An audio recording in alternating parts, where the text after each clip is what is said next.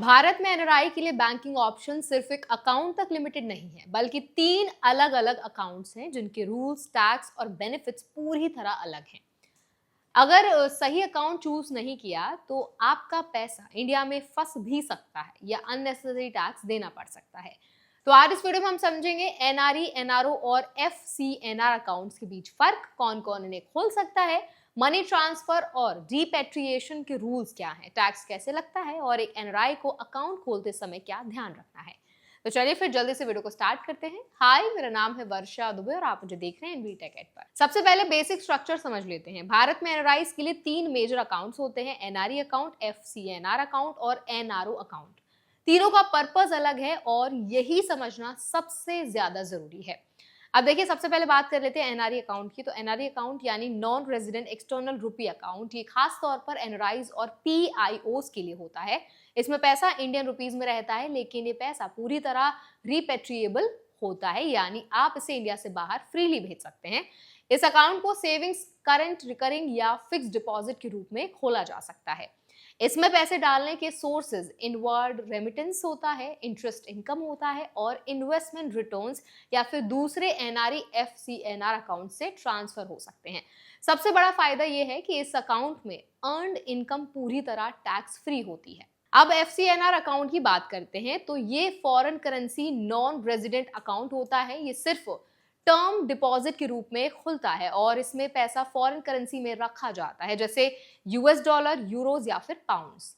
इसकी tenure minimum 1 साल और मैक्सिमम 5 साल तक होती है। इसमें एक्सचेंज रेट फ्लक्चुएशन का रिस्क नहीं होता क्योंकि पैसा फॉरेन करेंसी में ही रहता है। यह अकाउंट भी फुल्ली रिपेट्रिएबल होता है और इसमें लोन भी लिया जा सकता है, लेकिन लोन का यूज रीलैंडिंग, एग्रीकल्चर या फिर रियल एस्टेट बिजनेस में नहीं किया जा सकता। अब एनआरओ अकाउंट को समझते हैं, जो सबसे ज्यादा कंफ्यूजन क्रिएट करता है। ये नॉन रेजिडेंट ऑर्डिनरी रुपी अकाउंट होता है और इसका जो मेन पर्पस है वो इंडिया में अर्न्ड इनकम को मैनेज करना होता है, जैसे रेंट, डिविडेंड, पेंशन या फिर इंटरेस्ट इनकम। इसमें पैसा इंडियन रुपी में रहता है और इसे सेविंग्स, करंट या फिर फिक्स्ड डिपॉजिट के रूप में खोला जा सकता है। लेकिन एनआरओ अकाउंट का सबसे बड़ा डिफरेंस है रिपेट्रिएशन रूल्स। इसमें बैलेंस फ्रीली बाहर नहीं भेजा जा सकता, सिर्फ करंट इनकम रेमिटेंस अलाउड होता है। बाकी फंड्स को बाहर भेजने के लिए यूएस डॉलर 1 मिलियन पर फाइनेंशियल ईयर की लिमिट होती है, जो स्पेसिफिक कंडीशंस के तहत होती है। अब बात करते हैं कि नियम क्या कहते हैं। एनआरई और एफसीएनआर अकाउंट्स में फंड्स पूरी तरह रिपेट्रिएबल हैं, जबकि एनआरओ में रेस्ट्रिक्शंस हैं। टैक्सेशन के मामले में एनआरई अकाउंट और एफसीएनआर अकाउंट पर अर्न्ड इंटरेस्ट टैक्स फ्री होता है, लेकिन एनआरओ अकाउंट पर इंटरेस्ट टैक्सेबल होता है। इसीलिए अगर आपका इनकम जो है वो इंडिया में जनरेट हो रहा है तो एनआरओ अकाउंट जरूरी है, लेकिन टैक्स प्लानिंग भी साथ में आपको करनी होगी। जॉइंट होल्डिंग्स के रूल्स भी अलग हैं। एनआरई और एफसीएनआर अकाउंट्स को एनआरआईज आपस में जॉइंटली होल्ड कर सकते हैं और रेजिडेंट रिलेटिव को फॉर्मर और सर्वाइवर बेसिस पर ऐड किया जा सकता है। एनआरओ अकाउंट में रेजिडेंट के साथ जॉइंट होल्डिंग अलाउड है। पावर ऑफ अटर्नी होल्डर भी अकाउंट जनरेट कर सकता है, यानी कि ओपन कर सकता है, ऑपरेट कर सकता है, लेकिन उसके ऑपरेशंस लिमिटेड होते हैं, जैसे लोकल पेमेंट्स या फिर रेमिटेंस। अब सबसे जरूरी सवाल, एनआरआई इंडिया में अकाउंट कैसे खोल सकता है?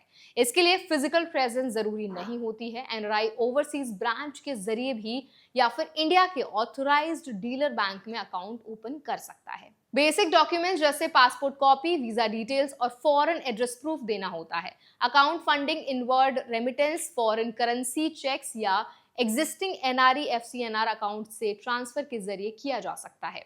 लोन्स की बात करें तो तीनों अकाउंट्स में लोन फैसिलिटी अवेलेबल है, लेकिन रूल्स अलग होते हैं। एनआरई और एफसीएनआर अकाउंट्स के अगेंस्ट लोन इंडिया में लिया जा सकता है, लेकिन फंड्स को बाहर यूज नहीं किया जा सकता। एनआरओ अकाउंट में भी लोन लिया जा सकता है, लेकिन उसका यूज जो है वो रेगुलेटेड होता है और कुछ सेक्टर्स जैसे कि एग्रीकल्चर या फिर रियल एस्टेट बिजनेस में रेस्ट्रिक्शंस होते हैं। एक और इंपॉर्टेंट रूल है रेजिडेंशियल स्टेटस चेंज। अगर एनआरआई वापस इंडिया आता है और रेजिडेंट बन जाता है तो एनआरई अकाउंट को रेजिडेंट अकाउंट या फिर आरएफसी अकाउंट में कन्वर्ट करना होता है। एफसीएनआर डिपॉजिट मैच्योरिटी तक कंटिन्यू कर सकता है और फिर से उसे कन्वर्ट करना होता है। एनआरओ अकाउंट को भी रेजिडेंट अकाउंट में रीडेजिग्नेट किया जाता है। अब प्रैक्टिकल एडवाइस समझें। अगर आपका पैसा बाहर से इंडिया में आ रहा है और आप उसे फ्रीली वापस ले जाना चाहते हैं तो एनआरई अकाउंट सही है। अगर आप फॉरेन करेंसी रिस्क से बचना चाहते हैं तो FCNR अकाउंट बेहतर है, और अगर आपका इनकम इंडिया से जनरेट हो रहा है तो NRO अकाउंट जरूरी है। सबसे बड़ी गलती जो एनआरआईज करते हैं वो ये है कि अकाउंट्स के पर्पस को समझे बिना यूज कर लेते हैं। इससे टैक्स इश्यूज होते हैं, कंप्लायंस प्रॉब्लम्स भी आती हैं और फंड ट्रांसफर रेस्ट्रिक्शंस आ सकती हैं। इसीलिए अकाउंट खोलते समय अपना इनकम सोर्स, फ्यूचर प्लान और रिपेट्रिएशन नीड क्लियर रखें। तो आई होप ये वीडियो आपके लिए हेल्पफुल रहा होगा। अगर वीडियो आपको पसंद आया तो उसको लाइक करें, शेयर करें। ऐसे और वीडियोस के लिए, अपडेट्स के लिए हमारे चैनल NBD Tech Ed को भी जरूर सब्सक्राइब करें।